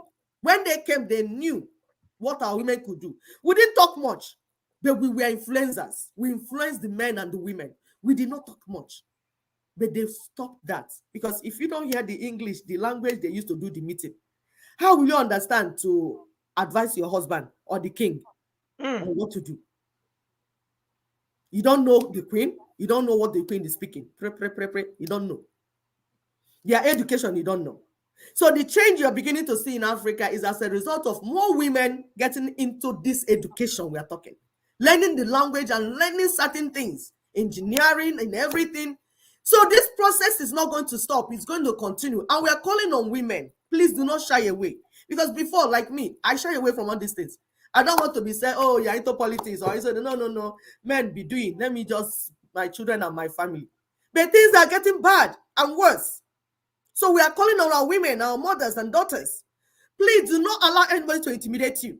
Whether you are in engineering, be the best engineer. Whether you are in medicine, be the best doctor. You're a surgeon, you are a teacher, you are whatever you are that you find yourself as a woman. Please be the best because we are ready to liberate our continent. And we're not even joking about it. Sister, they're already the best. Ask our men, how many times are you in class? And women, how many of you were ahead of your women in classes? Please, our audience, raise your hands. When you were from elementary school to your college, how many were ahead of the women? If you look at the results, women are usually first, second, and third before God will allow somebody else to be the fourth. The evidences are bound. There's a reason why it's like that. So we're not even here to appeal to men to allow us to play in the role. We are not appealing. We are done with the era of appealing. We are here. Match us. We are matching. We are not saying bring the quota system down. Leave the quota system high. We are here to match you because it's profession for profession. Our children are dying. We cannot take your shenanigans anymore. Every day, hey, this one did me. Victim mentality. We are here to work hard. We will work hard. That's what we're saying. Don't give us that part of gold. We will work hard. We will work hard to deliver our people and our land. And we are saying there's no war. For those that are calling for war, stop. You're wasting your time. There won't be war. The more you call war, the more they will kill you. And we will proceed. We will continue where you're going. We are not fighting war. Those that are calling for war in Southeast, stop wasting time. Because there won't be war in Southeast. They will continue to kill you. They will circle you and kill you. Until you begin to reason and come to the table of negotiation. We are going to negotiate ourselves out of this mess. Yep, because we do have the brain power. We have the brain to do so. Well loaded. We are going to die like flies. Hey, they're killing us. They're killing us. You're running around this forest. They're killing us. Even people that go to war, they sit down and strategize and move. You don't just go to war by going to the bush and say, you see this container? We use it as a missile. This is my laptop. I will press it. It will send weapon. Who are you deceiving? Who are you deceiving? Stop all this your nonsense.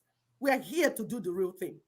So for years, we limited our potentials. Because if you have like 80% women and you're working with only 20% men, the people you're going to meet, their women are in the center of everything they're doing. That the secretaries, that the ones getting information, that the one, they will even send them out to go and marry you and get more information. Those of you that are living in foreign countries, you are living with their spies. Because they made it that for you to get the paper, you have to marry their daughters. You have to marry them. Why are they doing that? Why is it through marriage? Why is it not through documentation? Why will you not just work hard and then get it? No, through marriage. They plant their daughter in your midst so that you don't move. Anything you're doing, she's taking note and reporting. And you know they're very loyal to their nation. They don't even joke. This is why you're going in circles. But us in Africa, we are the ones to limit our women and go alone to the meeting. And if you're going, you go with your girlfriend that is 16 years. Throughout the night, you keep you awake.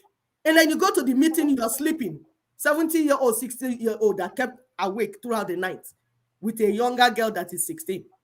The energy doesn't even match. You are exhausted before you go to the meeting. And you want to go and negotiate for my freedom? You want to go and negotiate for policies about a nation like Nigeria? I said they promote the worst of us. And these are the ways our potentials were limited. People of the North, they introduced quota system like we said before. 60 years down the line, check what is happening to the Northern children. 60 years after the introduction of quota system, they are behind civilization. If you get to the North, you will weep what they have done. But it was intentional. Yet the enemy wants the resources they have taken. Yes. Yet the enemy wants the North to continue to lead and become the president of Nigeria. The North must produce the president of Nigeria, right? But the North is going through quota system. So even in classroom, they did not match. Then all of a sudden, they want to be president. And somebody from the South is saying, I want to go into election with somebody like that. There's no basis. You're demoting us. And those of you that are demoting us, when we say there's no war, it doesn't mean that some people will not be plugged out. Not be me Kosamo. Because the people are ready to get their freedom. And they're listening to us. Our children are listening. They're watching. And when we say use your brain, they are beginning to do that. So they are beginning to understand that when we say there's no war, that means no general war. But it doesn't mean that those that the agents are using in our land will not be asked to go. In those days, we'll give you matches in my village. If you are the one, if my people notice that you are the person through which the criminal is entering the land, my people will give you matches. That matches that they are excommunicating you. They don't want to work with you anymore. And by that reason, if they see you near anybody's house, you're on your own. What happens to you? Oyo. And that's what we're saying. In this day that we're here, we've been begging our politicians. We said that you have been the venue, the avenue through which the enemy is coming to kill us. And we have begged you severally, said stop. All political parties, stop, close shop. We want to rearrange the formula in which we are being ruled. We said that Nigeria was amalgamated, that it was not done right. We're telling you the constitution is not done right. We're telling you everything is not okay. But no, you want to do business as usual. Will not benefiting from our pain. Exactly. So you cannot continue to lead us from the point of ignorance. It's no more allowed. Because you can see the indices now. People are dying. Can't you see the result? So that madness has to stop. We can't go one more day practicing this madness called Nigeria. That our forefathers fought against. Do you know our forefathers fought against it? The grandfather of Oduku was executed at Nkwonewi because he was saying no to this system. When people talk about unity, unity is not mixing kerosene and water. The core values have to be assessed. You unite with people that are speaking the same language that you're speaking. Absolutely. By that, I mean people that want life and you want life, even if you are speaking Yoruba or whatever, but You want the same thing. You want prosperity. You want to move forward. You want your daughters to go to school. So you must critically think and evaluate your options. By the time you see it, you now move forward. And then somebody will say, okay, all these things you are saying, how can we move forward? Someone has told us some already. First, we must clean up the mess that the colonial masters caused in our land. Mm-hmm. Remove all the fake boundaries. All this thing, you have to clean it out. It's like somebody made a mess everywhere. You have to clean it out. You can start building on top of mess now. Mm. We say foundation is wrong. So we need to clean it. So we begin to tell ourselves truth. Please, make up your mind. Begin to tell your brothers and sisters truth. No more secrets. No more lies. No more deception. No more manipulation. Our politicians, stop. Stop your lies. Stop all the conflicts. Even those in freedom fighting. Why are you conflicting with one another? When we say we want self-determination, you have refused to assess what is being said. All you do is shout. You want to promote a criminal. Who do you think will play that game with you? You can already see what your way is causing, that your way is leading us to death and more death. And you're stubbornly continuing in that way. What is your problem? We want to take out all the middlemen and the organizations that are benefiting from our pain. We don't want to work with them anymore. So any organization that what you're doing is to promote the enemy in our land, we don't want to work with you anymore. We want to begin to tell ourselves truth. We want to begin to deal directly as indigenous peoples. We are the owners of the land. We don't want to go through politicians to negotiate our freedom, because the politicians are benefiting from our pain. So they will not be the ones to speak truth about our liberation. We, the indigenous peoples, are ready to move, and we are going directly. You can see what happened in this video. The first thing Egypt did was to expel Britain as they work on their freedom. We cannot be lying to ourselves. Somebody is in our land, not ready to work with our freedom, and we are promoting them. They will have to repent or leave. We do not want to work with people that don't want to work for our freedom. Like Sister Muna said, in here, we pay taxes for them. When they get to our land, they go to the enemy and have meetings. Who is saving who? Oh, Diego. So we want to begin to work towards the real independence. We said that what we had in 1960 was fake independence. We want to work towards the real one, based on democratic tools, real democratic tools, not things that people just want good about and brought in our land. You see, democracy there's no democracy without the people's constitution. That's the number one.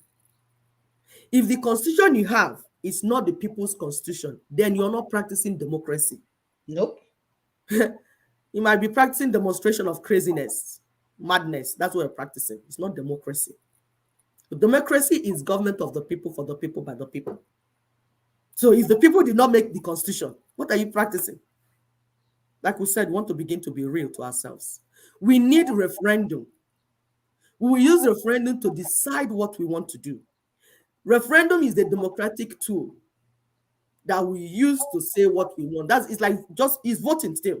So each thing we want to do, we want to vote. We say we want to do people's constitution. People say, yay! Then they go into their kitchen and start cooking that constitution. No, that's not what we're saying. For you to do constitution, first of all, you have to decide who is a Nigerian, who wants to be part of your Nigerian project, and who wants to be out. That's the first point of call. That's the first step. If you want to stop deceiving yourself, the first step is to decide, before we make constitution, who is part of our nation. And you cannot trap any people beyond their freedom. If the Southeast said they are leaving, we will do referendum and they will vote out. If Yoruba said they are leaving, they will vote out. If Hausa said they are inside, they will vote in. It's a process. and UN will supervise it. As all this is going on, APC, PDP, APGA at the national level will hold on first. There will be transitional governments that will be taking care of running day-to-day activities. They will not make major decisions. It's just the functionality, why they're thinking, why the process is going on. This is what other people have done. We want those that will respect us, that will lead us, to represent us, to be truthful people. Not just rich and popular people, if you are rich and popular. Because what made you rich is this corrupt system. So you're benefiting from the corrupt system, the old way, you're benefiting from it. How can you represent us? So you can't represent us. We want to represent ourselves. And that referendum is the way we will speak what we want to say. Ninas has given us 5 demands. First, constitutional force majeure was done on the 16th of December, 2020. We want everyone to embrace that, including Buhari, Bubu. You're there signing up things and doing as if you're not hearing. I thought they treated your ear problem. Are you still having issue with ear? Please stop. You need to acknowledge the constitutional force majeure because it's a dispute. We are saying that this constitution, we officially said that this constitution, please let the callers get ready to call, right, Sister Mona? Yes. We are saying that this constitution, we did not make it. And while we are trying to, and we say even Nigeria itself is by force. These are all the disputes. And we said, okay, for us to fix it, we need a transitional government like they did in South Africa. While the transitional government is going on, we will be deciding what to do with our lives. It's called self-determination. That means me, self, I want to decide what I want to do with my life. Whether I want to be part of Nigeria and I want to be. And some people say, no, we are not supporting that Nigeria will break. No, that's your own opinion. Allow me to say my own.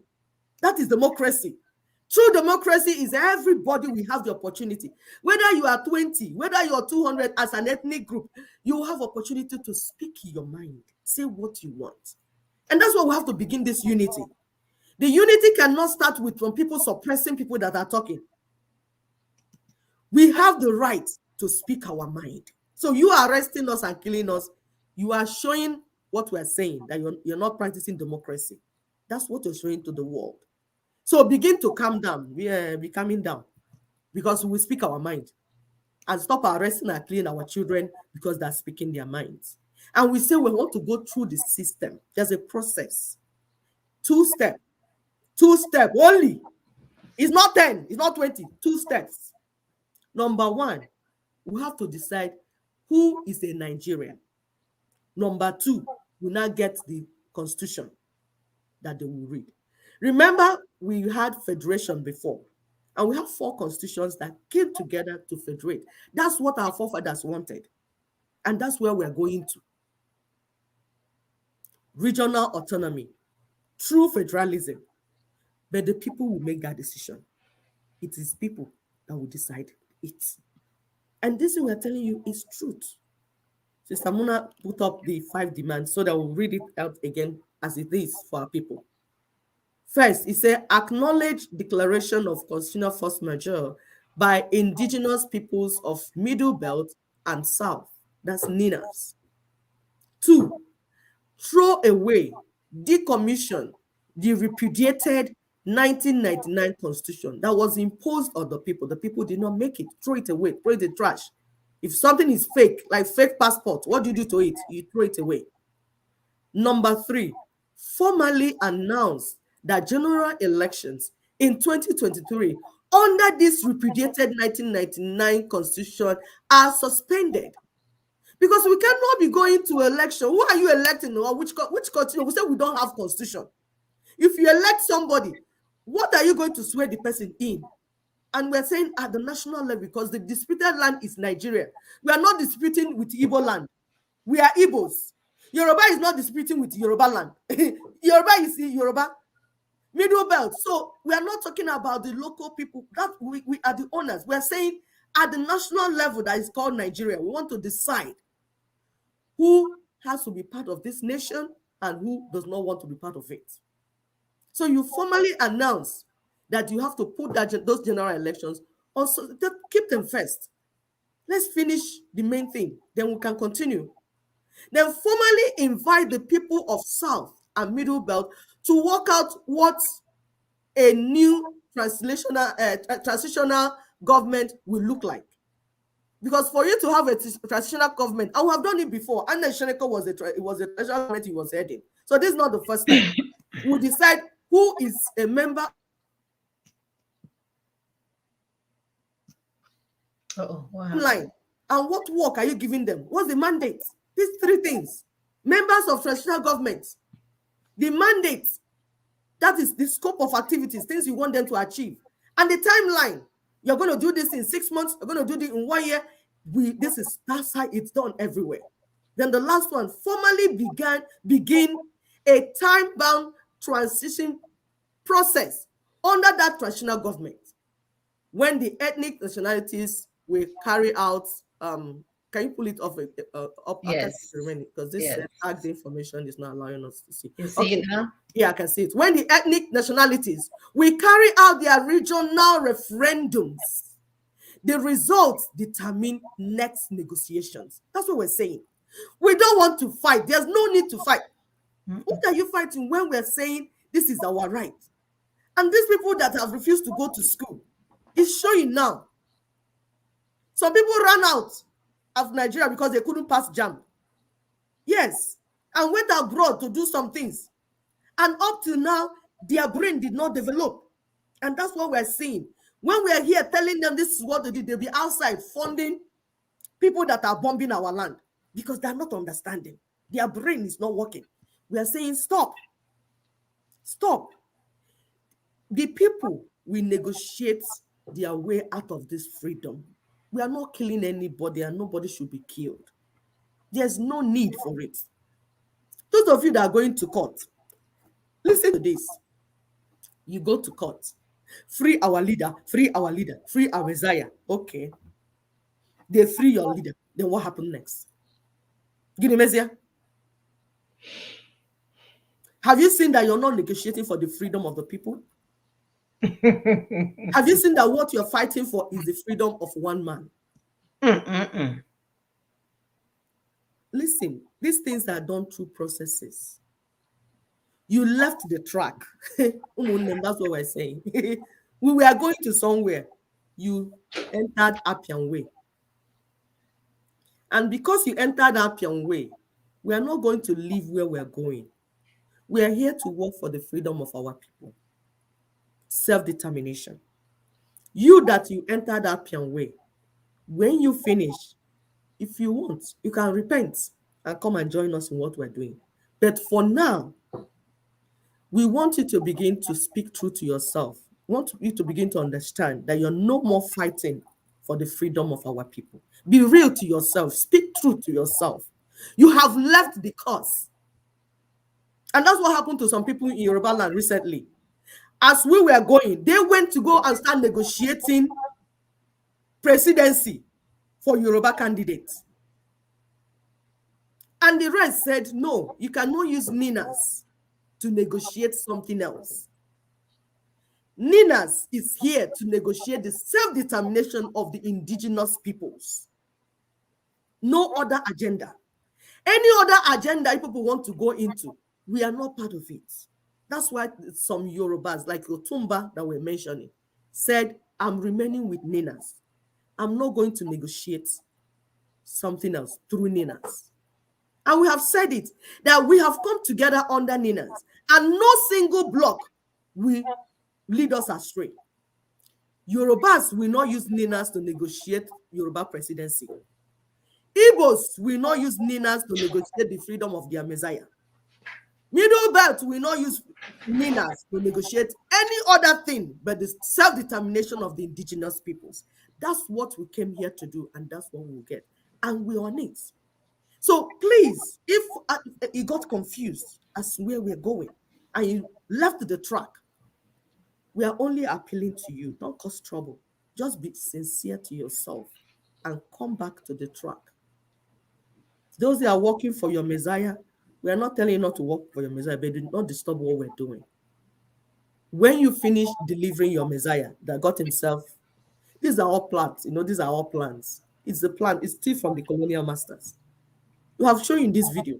When people set out that they want to do something, they will either give them a wife or give them another project or give them the political position.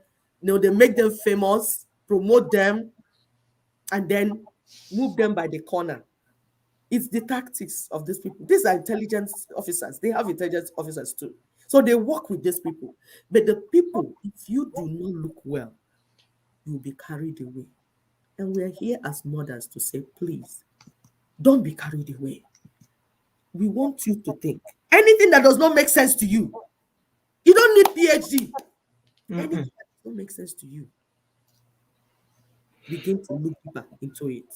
There is hanky-panky, what we call hanky-panky, inside the matter. My people will say, before mad.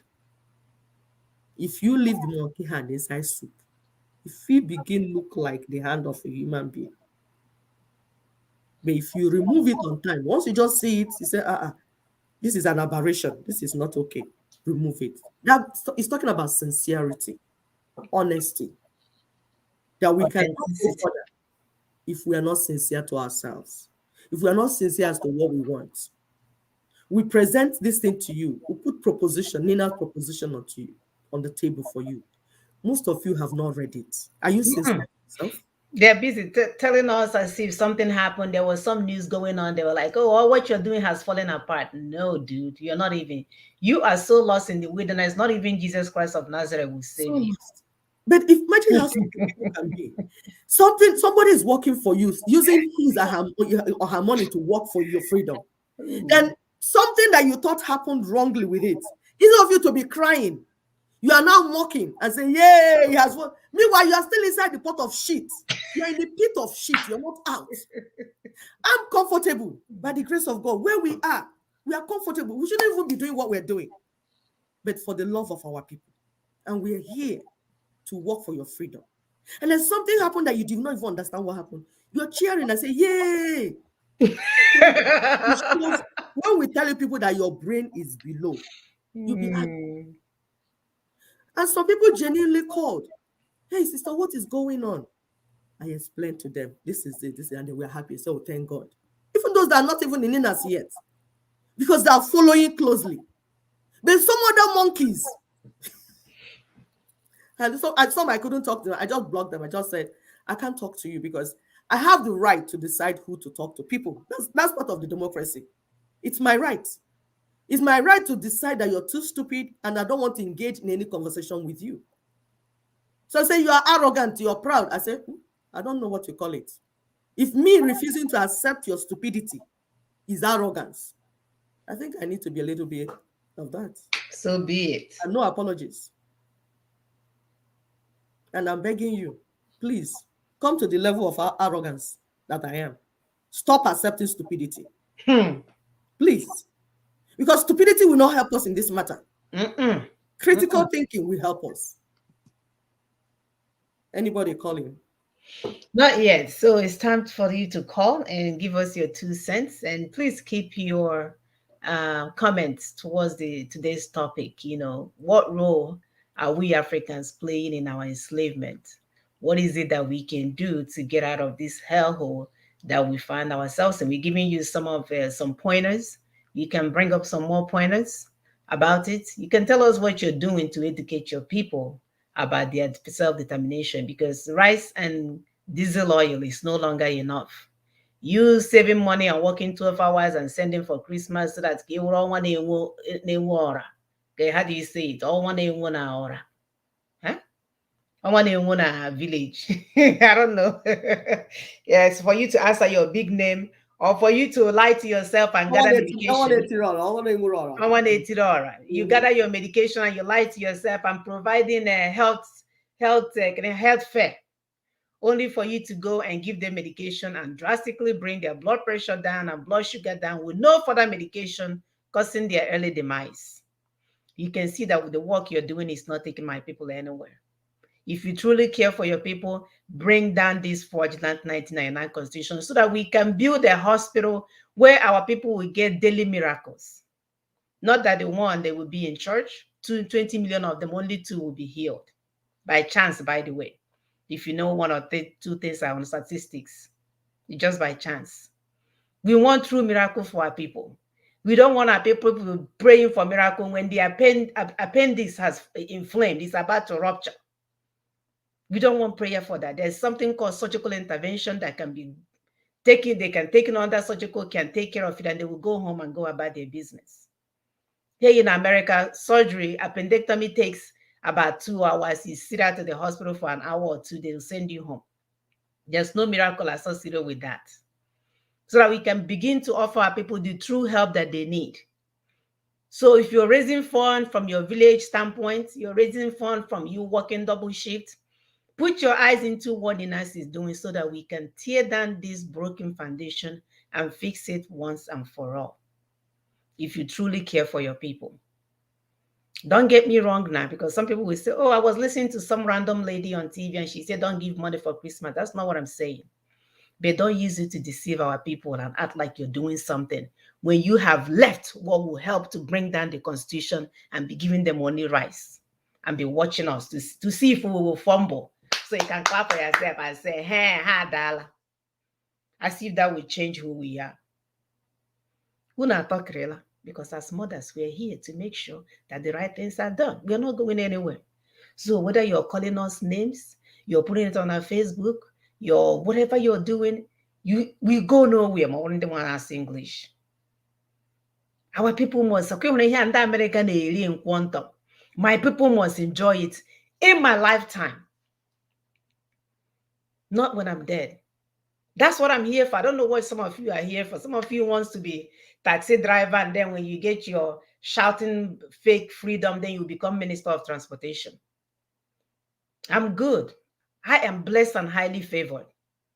I don't know what else I will get now in life that will excite me. Maybe it's more millions to help my people. But apart from that, I'm comfortable. When I say that I'm highly blessed and favored, I'm not bragging. I am at peace with who I am. If I go home today, my dear, I have done the good work. And that's my ultimate goal. So I'm not doing this to come and steal your resources. I'm not doing this to come and be your Lord and Savior. We're supposed to use our resources to enhance our people.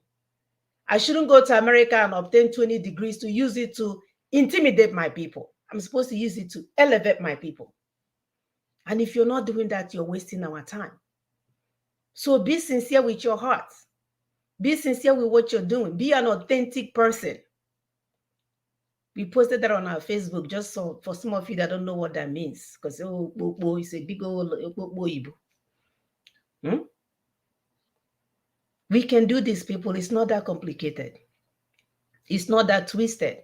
Come with an open mind, an open heart, the willingness to learn, to ask the right questions. Do your homework.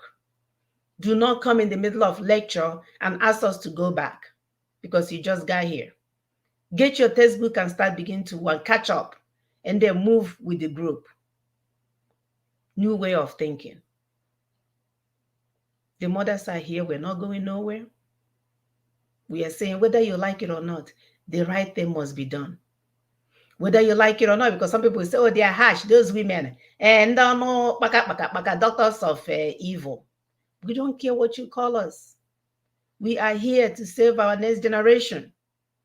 So you see, your word of mouth and your texting of curse word will not stop this. It's a divine work, intervention that we came here to do. And that we will deliver, with or without your consent. And we don't even need the consent of such people. We don't need their consent.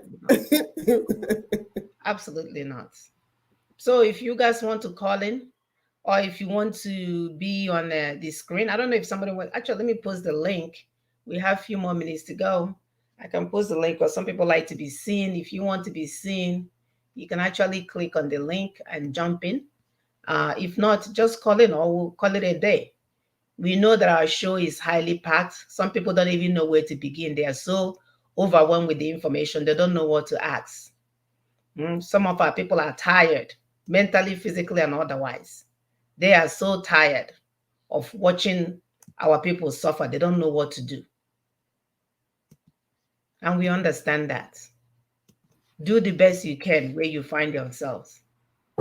I posted the link if you want to use that link to join, or if you want to call in. We have identified the head of the octopus, and we are going to give you one target shot so that he can die and let us go.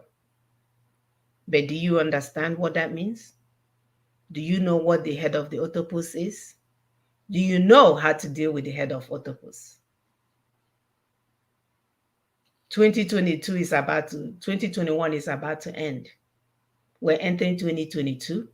Before you know it, 2023 election that they're trying to partake in. What work are you doing to ensure there's no process of that going on in your neck of the wood?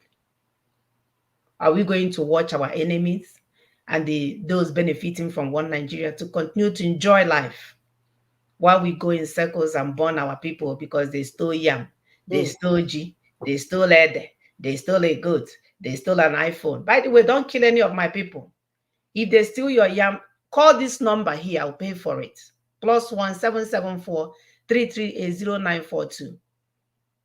Do not put any tire or gasoline or stone on my people because they stole. If you want who to kill, you know who they are. No more bloodshed in our land. If that's sincere, because if you're sincere, you cannot leave the head of octopus and go and be chasing the tail. Can you imagine? If you're sincere, you know who to kill, like my sister said. Yeah, you know who criminals, you know who the real criminals are. And in the Ohiago, in my culture, we have Ohiago. And they say when somebody is stealing soup, you should give them a bar to eat because they're hungry. That means the society has failed. That's why that culture is like that. That if somebody, because we are supposed to be brothers and sisters keepers, they said in my culture, in Igbo culture, if your brother or sister has to steal soup or food to eat, the entire society has failed. That means that boy maybe is an orphan, is fatherless, or is something. That's why he did not have to eat, that he had to steal to eat. So you should be accountable, you should take responsibility of your failure. That you failed, that if your child is now stealing to eat, because we come from the ideology that a child belongs to the community. If your child has to steal to eat, we have failed as parents. It's time to be real to ourselves and begin to accept our mistakes. Clean up our mess. We missed the mark. So we need to clean up our mess, like Samuna said. It's time to clean up our mess. We allow them to shit in our land because we were ignorant. We underrated them. We overestimated their goodness. And we're saying it is time to change all that. The indices are there. So it's not something that you're saying, I don't know what they're saying. No. Some of our politicians, they're saying, oh, it's not really very bad. But you're going with 3 armored cars, bulletproof, only you. Only you have 3 bulletproof cars. Only you. Really? And you think everything is okay? And you think we are not in a state of emergency? Is somebody calling? No. All right. So we just wrap it up and check it out for next week. I'm not really feeling that great. Yes. So do what you got to do. You know, we have identified the head of the octopus, and once we kill it, the tentacles will have no choice than to die. Follow the ninasvoice.org. Go and learn what we need to do to get to our self-determination. This thing is it's not that difficult too. And the UN is waiting for you guys to understand it, because this one we're not going to put on UN. It's the ignorance of the citizens that is keeping us down. Because if we decide to take our power back, UN cannot stop us. No. Nobody can stop you. No. But if you decide to, wallow away in ignorance because you don't know what your rights are, you're too hungry, you've been captured or whatever, then you will be this in perpetual hell. It is what it is. So do your part. Sister, go ahead, your final word. My people, like Dr. Muna has told us, we have identified the head of the octopus. It will be deception if we not leave the head as that is in the tail. Hmm. We don't want to deceive ourselves anymore. We want to be real people. Fake people are the ones that deceive themselves. We will not deny that we don't know what the truth is. Please share this video. Send it to your politicians. Send to your governors' wives, girlfriends, concubines. Send the video to them so that the work will begin. We have identified the head of the octopus. Let's crush it. Let's destroy it so that all the tentacles, whether there are 20 tentacles, will dry. See you next week. Love you always. Thank you. Bye-bye, guys.